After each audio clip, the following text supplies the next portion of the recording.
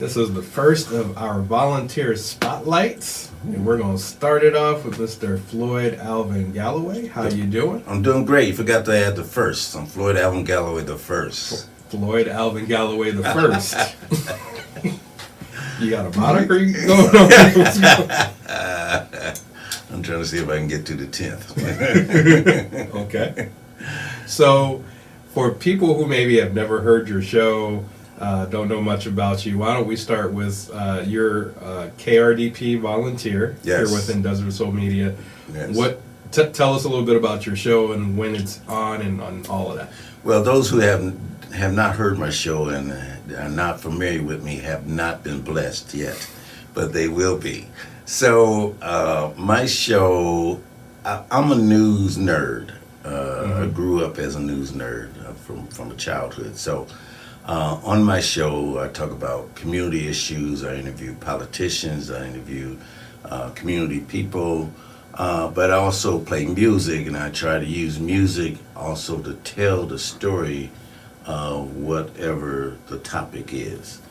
I've been in journalism for some, I don't know how many years, I can't do my math yet, but since the early 80s, and it kind of, by happen chance, got into journalism because I actually came here from Illinois to go to college for engineering. Oh, wow. And just by the gods, I wound up in journalism. Okay. And my first actual interview was with Pulitzer Prize winning poet Gwendolyn Brooks. Wow. Yeah, and that was when I was at Scottsdale Community College. And so that's how that happened, and it evolved from there. My show is on Sundays, 2 to 4 p.m. And I enjoy having a conversation. I tell folks we're going to have a conversation, not really a interview, but it's a conversation about whatever their journey is and on the topic. Yeah. So tell us a little bit about where you grew up. You mentioned that you grew up in Illinois, right? Correct. So tell us about your upbringing. Okay. What did you like about growing up in Illinois? Well, one thing, I'm glad you said Illinois and not Illinois, because I hate when people add an S on there. Even though the S is there, it's silent. It's not Illinois. We're not making noise, even though we make big noise in Illinois. My brother's ex-wife is from Chicago, so that's right, why. Right. I even heard people from Illinois say Illinois. I was like, what the? But anyway, I'm from Rockford, Illinois, which is 90 miles west of Chicago. Now, most folks think there's only one city in Illinois, and that's Chicago, but there are others. And because, you have people say, I'm from Chicago, but then you find out they're from Springfield or somewhere else. Isn't that like 2 hours south? yeah, right, yeah. They'll say some other city, and then I had to grill them. I say, okay, where in Chicago you from? Then you find out they're maybe from Peoria or Kankakee or Springfield or something like that. So, but I'm proud of where I'm from, so I always say Rockford. Now, Rockford, when the time I grew up, was the second largest city in Illinois. Oh, wow. Yeah. But it's now probably the third or maybe the fourth, because some of the suburbs of Chicago are larger than Rockford. It's a small, big town.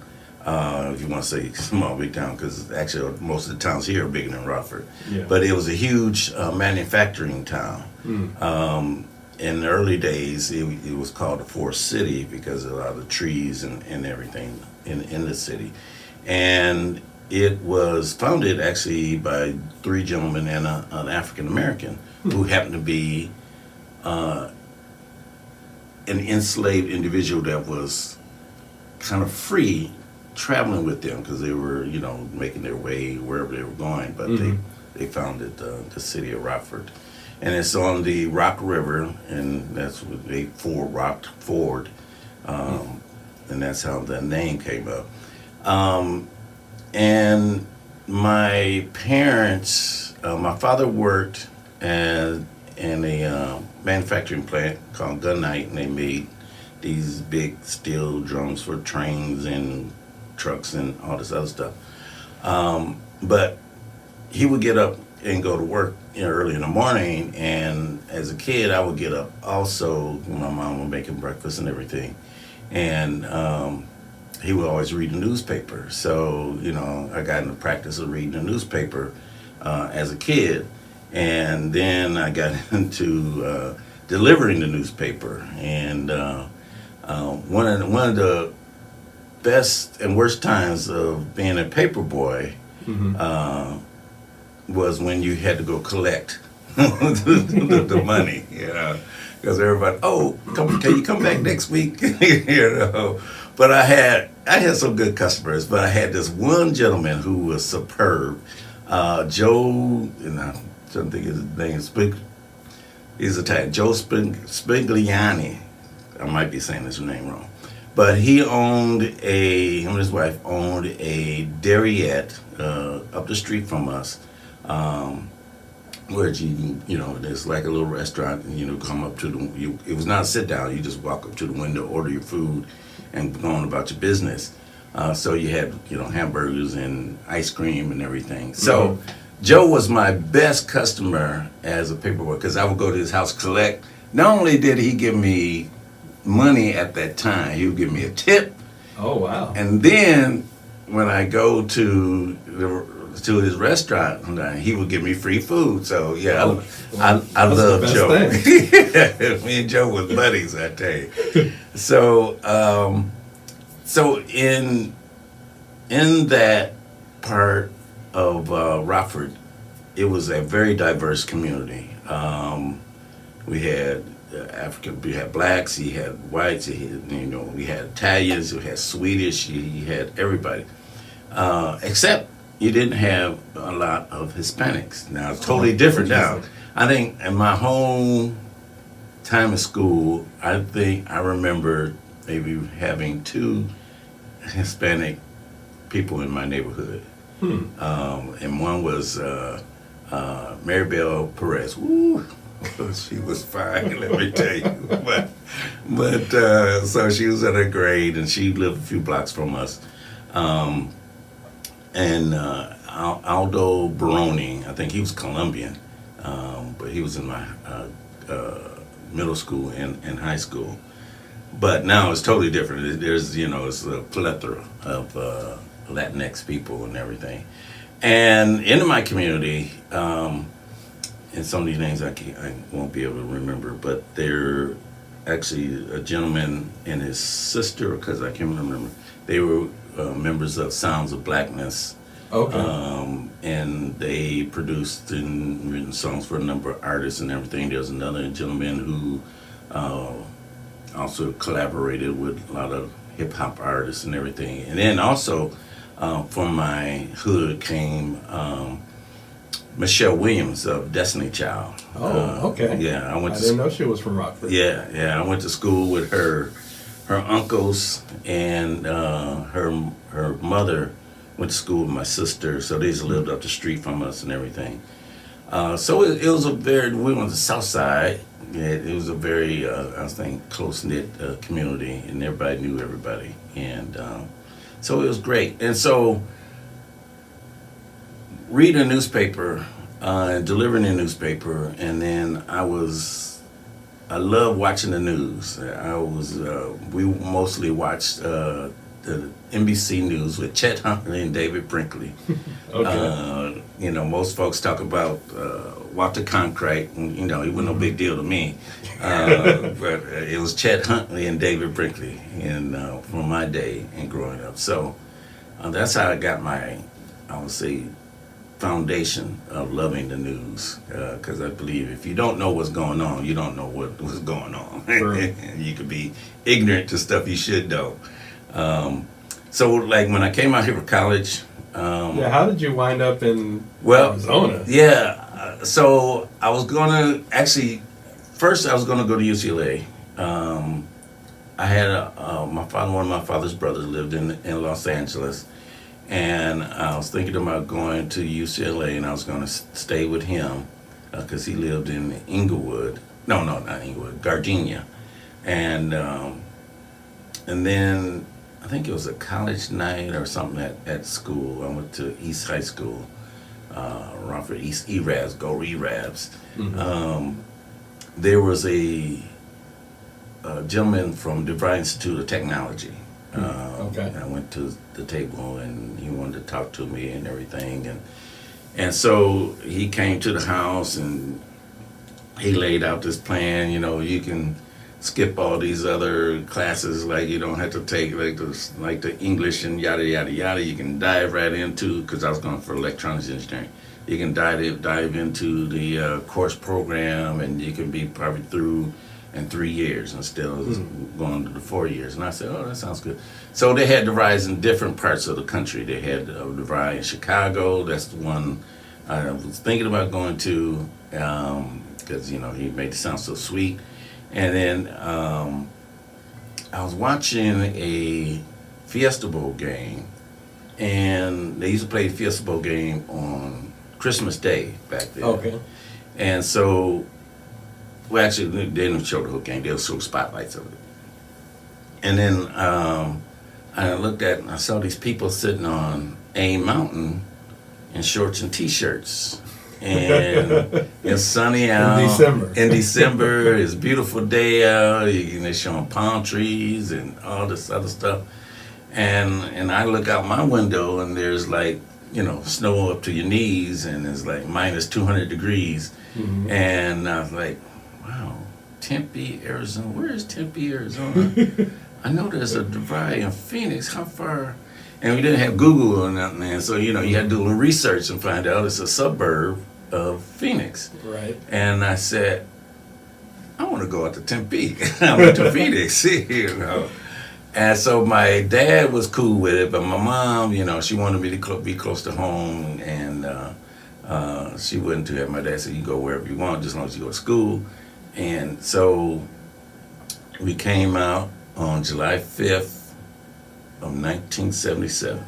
Midnight. July? Yeah, July. It was 104 degrees at midnight, and this was when they only had, I think, Terminal 1 and 2, and we got off on Terminal 1, and you had to get off on the tarmac. Oh, that's back in the day where they didn't have the little... No, they didn't have that little walkway. Yeah. That the coolness. You had to go outside and then back in. Yeah. And it was smoking hot, and well, actually, when we first got that heat just like, bam, it was like a furnace. They hit you. And we got off the plane, walked through the terminal. I'm like, ooh, it is hot in this joint. And I told my dad, well, actually, we went to a hotel. It used to be a hotel called the Arizona on Camelback and 24th Street. It was on the northwest corner. And because DeVry used to be on Highland and 24th Street back then. So we went to the hotel, and the hotel's restaurant was closed at the time. We was kind of hungry. And the gentleman said, well, there's a 24-hour place down the street, just a few blocks down on Camelback. A few blocks, it was long blocks. And I was sweating, and by the time we got to the restaurant, which was actually like where the 51 is now, I wasn't even hungry. I was just tired and hot. I was like, you know, then we had to walk back. You know, I was like, I don't know if I'm gonna be able to stay in this place, but I did, and you know, been here ever since. And how I got to start with in journalism was that. So I got tired of DeVry. DeVry was not what I had pictured. I love, like, back in those days, I don't really care about electronics now, but back in those days I liked making stuff and, you know, fixing and breaking down stuff.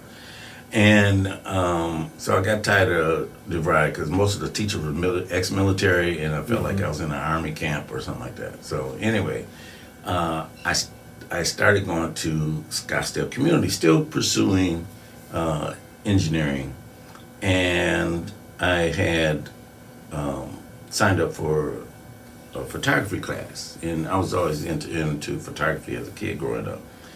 And then I met a gentleman by the name of Don Cole. He was a Native American instructor, journalism photography instructor there. And he said, you know, you should do some stuff for the school newspaper. do some articles and take some pictures for the school newspaper. So I said, oh, okay, I'll check it out. So that's what I did. I signed up to report for the school newspaper, and then, like I said, my first job was to interview Gwendolyn Brooks, who had came out for a Black History program at Scottsdale Community. And so after, she did her speech, we got to talking and everything, and we had this connection with Illinois, and we had a good conversation, and she actually gave me a book and autographed it and everything.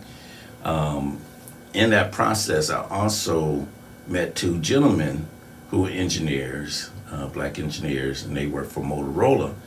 And I told them about what I was doing, and they said, we're getting ready to start a Black engineering organization called Arizona Council of Black Engineers and Scientists, and would I like to join as a student member? I was like, okay. So I went to the first meeting, and because of my background, and I loved to write back then, and taking pictures, I became the public relations chair.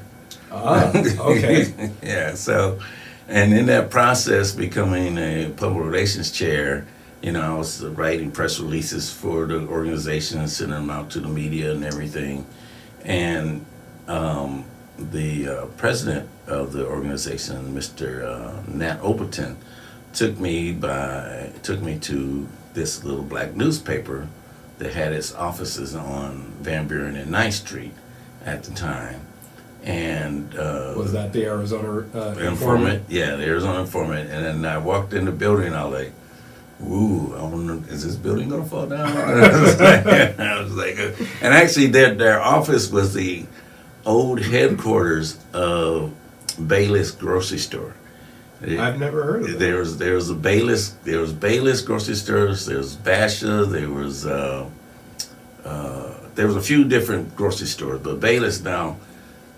I don't know if you ever heard her name, but Betsy Bayless. She was a politician. Really? So her family owned the grocery chain. Right. Ah, yeah, and I've met her before. Yeah. So actually, where what's that? Chiba Hut. Mm-hmm. That used to be a Bayless grocery store. That building back in the day. Okay, over down the street from the studio here. Right. Yeah. Okay. Yeah, right there on 7th Street. So that was there. I think that was the informant's first office. They used that building, and then they moved to Madison and 17th Street. So when Nat took me to the informant office on 9th Street and Van Buren, I recognized Clovis Campbell Sr. from my church. And so I started, we developed a dialogue and everything, and I started giving him press releases and everything about what we were doing as far as the Arizona Council of Black Engineers and Scientists. I tell you, we were the bomb. That organization was the bomb back in the day because, oh man, you ask anybody that's been here for a minute, and they're going to tell you great things about the ACBs. We call it ACBs as a alias. But so, I'm giving him all this information about an organization to put in the paper because usually we had something in there every week. Maybe a couple of things. It was like the ACB's paper, So then he made a request, and I'm not going to say exactly how he put it, but he said, "I'm tired of you giving me these blickety blickety blickety to put in the paper for free. I need you to do some work for me." So I said, "Okay, yeah, I can do some work." So back in the day, high school sports was big with the informant. So high school basketball, football, and track and everything. And so he wanted me to cover some sports activities. And at the time I was living in Tempe, so I was just down the street from Tempe High School. So I love sports, I love watching it, back when I had good knees, I could play it a little bit, but as far as documenting it and reporting on it, that was not my cup of tea because I could be there. I was just enjoying the game. You forget I'm supposed to report. Yeah, I'm supposed to report. I was like, oh, okay. So I said, well, maybe that's not my thing. And so then he said, well, how about covering some activities? There'll be community activities. There might be the Links having an event, or the NAACP having an event, or somebody or something going on in the community. So I said, yeah, I can do that. And so I was all over the place. I know, from the West Valley to the East Valley, from Scottsdale to actually Casa Grande, covering community stuff. And so that's how I kind of built up my reputation. And some folks used to think that I was part owner of the informant. But I said, no, I just, just do what I do. But, I still had a regular job too. I was doing a number of things. And so, like in Living Color, and they talk about how many jobs you got 16. I said, you lazy bum, I got 25. And so from there, I latched on to a number of different publications. I used to do some articles for the U.S. Black Engineer, Minority Engineering Organization magazine, and did some guest spots on radio station back in Chicago, and that type of thing. So that's how the journey began. So, how did you find what we now call KRDP? Back then it was called Radio Phoenix. Mm-hmm. Like, how did you get involved initially with us? Well, I would run into Victor Arnroll at different events. Arno. Yeah, I always get it. I always get it wrong. Victor's like he would correct me, but yeah, Victor Arno at different events. And actually, that time I was president of the East Valley NAACP, and he would tell me about community station that was starting, and wanted to know if I want to volunteer. And I was, man, I ain't got time. I'm just hanging on, trying to breathe. Mm-hmm. And so years later,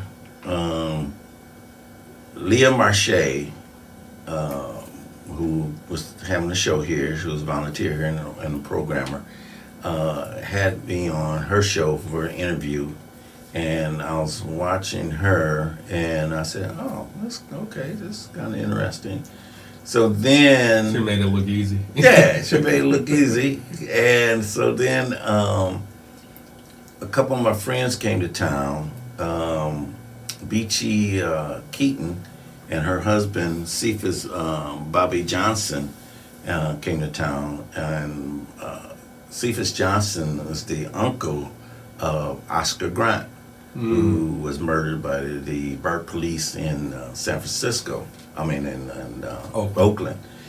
And so Beachy was from Phoenix. She grew up here and everything. And so I knew they were coming. I said, hey, I was telling Liam, why don't we do an interview of them too, talk about, what was going on with them and the case, and Oscar Grant case and everything.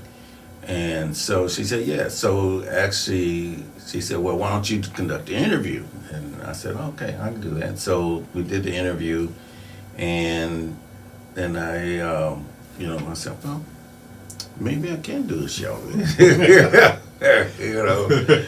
Found information about the training and everything, and that first show, I think he was here. Yeah, well, of course you were here. I was a wreck. I was like, oh my God. It's like, this was some mess, But I don't even remember that, actually. I remember it. But I survived it, and got a little bit better and a little bit more comfortable with doing the show. And that's how I latched on. That was in 2015. That was 9 years ago. Because actually, when it happened, when I did the training and everything, I was almost not going to do the show because my dad passed in October. And so I had to go. I went back home. I was back home for about a month, I think. Yeah, almost a month. And my show, I think, kicked off in November, sometime toward the end of November. And I was thinking about I didn't really have the energy to do the show. And then and I kind of heard my dad's voice. Boy, you just go and do the show.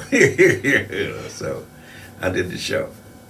That's what I. Well, we're glad you did. I'm glad I did too. Thank you. But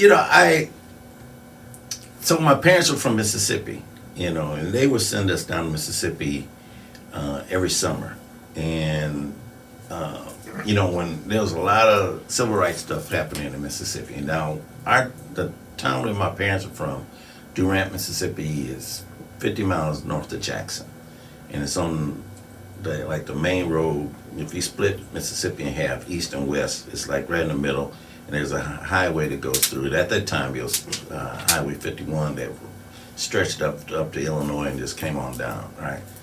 So there was a lot of stuff going on in different cities and surrounding Durant.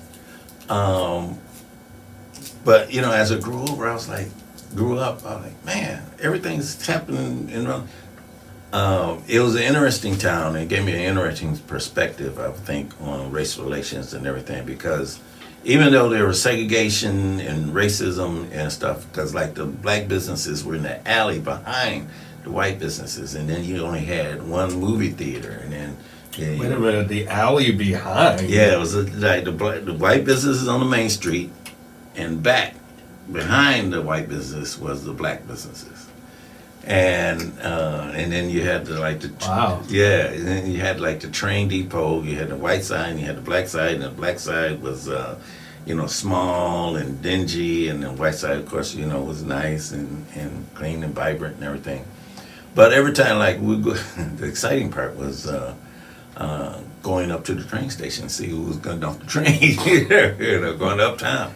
But were you really just looking for girls? Is that what it was? Well, no, that was the thing, because it was that you hear the train, you're like, oh, let's run up to the train, because my grandmother lived a block and a half away from the train station. Mm-hmm.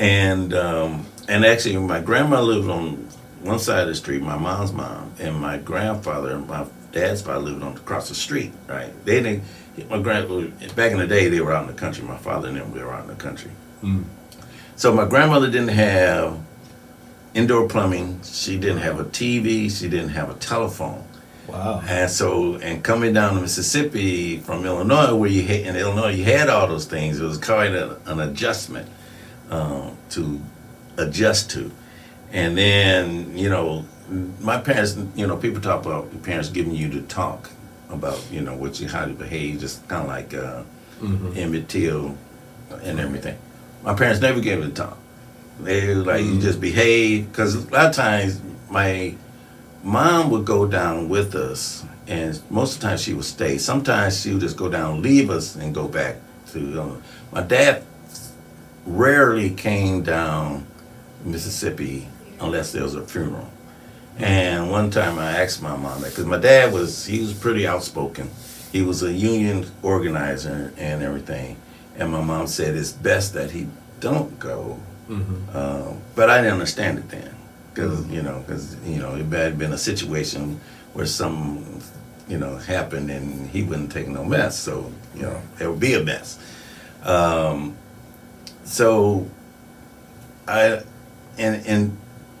my grandmother, when we would go to the store or whatever, they would always say Miss Scarrett. That was I would say they always treated her with respect and everything. I never heard the N-word when I was on those trips going down the Really? city. No, never heard it spoken.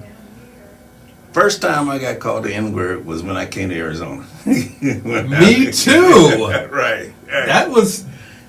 I find that a lot of people experience. Right. Yeah. So I don't know what that's about either. I guess they felt free enough. And it's only happened once. I've had it more than once. Well, with me, only once. Yeah. Maybe because I have a look or something. So a friend of mine and I, we were going to ride together, and they used to have Sunday concerts at Cantle Park. They had the band shell neighborhood concerts, and we lived on that time 16th Street and around Thomas, and so we were walking down in Cantle, coming up, Central to get to Thomas. I think we're just about Virginia. And this car passed by, and they yelled out the N-word. Now, we're just walking, we didn't pay attention. We didn't want who they talking, we didn't think they were talking to us, Mm-hmm. But they had to make a round trip, and yell out again. And we're like, what the? So, we're trying to find something to throw, but they kept going. So that was, I'll say, the first experience of being called the N-word. And like I said, it wasn't the last. I've had several encounters with that word with folks and stuff like that. But yeah, it's Arizona. Phoenix is an interesting place. Yeah. Do you feel it's gotten better in the last 40 or so years that you've been here? As far as relations or just as in general? Yeah, it's improved. I say transportation has improved. You finally get some freeways. They didn't have freeways when you moved here? No, they only had the 17 and a little part of the 60, because the 60 stopped at, actually before it stopped at Power Road. Oh. Yeah, and then you go, and you would take, and actually to get to the 10 going to LA, you would have to go out to Buckeye by Tullison to get on the 10. Yeah. So you'd have to get off, take the surface street, and then get back on? Well, there was Or nothing. you couldn't even do that? No, there was nothing to get on. I mean, like I said, the 60 started, like the 10 wiggled around, like Broadway curve, and take the 60. It stopped at Power Road, right? And then if you wanted to take the freeway, if you was trying to get to 10, you would exit at Grant. I think it was Grant or whatever, and then switch over and then go out Buckeye till you get to Tullison, and you can get on the 10 again. Oh, wow. Yeah, that was stagecoach days. But yeah, it's changed, and you have more, I'll say, African Americans that in different positions being elected to office. Yeah, things have improved. Still got a ways to go, but they have improved. What do you think the importance or the what am I trying to say? Why is it important for a station like KRDP to exist, in your opinion? Well, it's important because, like I said before, we give voice to the voiceless. Because where else can, say, people of our melanated color can go to have an ability to play music, to bring out news, to talk about community issues, to have a voice that can be heard throughout the Metro Phoenix area and beyond, since we're on the internet also.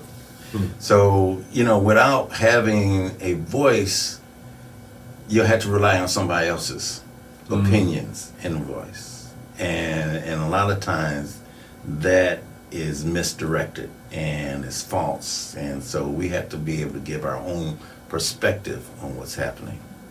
For somebody that might be considering volunteering with us, what would you tell to a potential volunteer? What would you say to them, Tim? I would say they need to come on down, because it's an enriching program. It's an enriching part of their life, and I think they would gain a lot, not only for themselves as far as what they can do, but also they would gain a lot of being able to maybe project what they feel and give to the community. And then why do you feel it's important to donate to a cause like KRDP and to a larger extent Desert Soul Media? Well, without that, we would not exist, because it takes money to be able to, have the equipment, to keep the equipment up, to keep the lights on, to play the internet, the phone bill. All that costs money. And without their contribution, the voice would not be here. Well, thank you for being our first guinea pig in this project. What would you like to say in closing to everyone, and just remind them how they can listen to your show and connect with you. Don't forget that you can check out Tags. That's the Alvin Galloway Show, Sundays 2 to 4, every Sunday. We like to, as I say, I like to give people an opportunity to hear somebody different, hear something different, hear a perspective they haven't heard before, hear about some political information that's going on, some health information that's going on. But as I close every show with, I say my motto is, today is a great day to make somebody's day great. So make somebody's day great, make KRDP great, send money. Thank you, sir.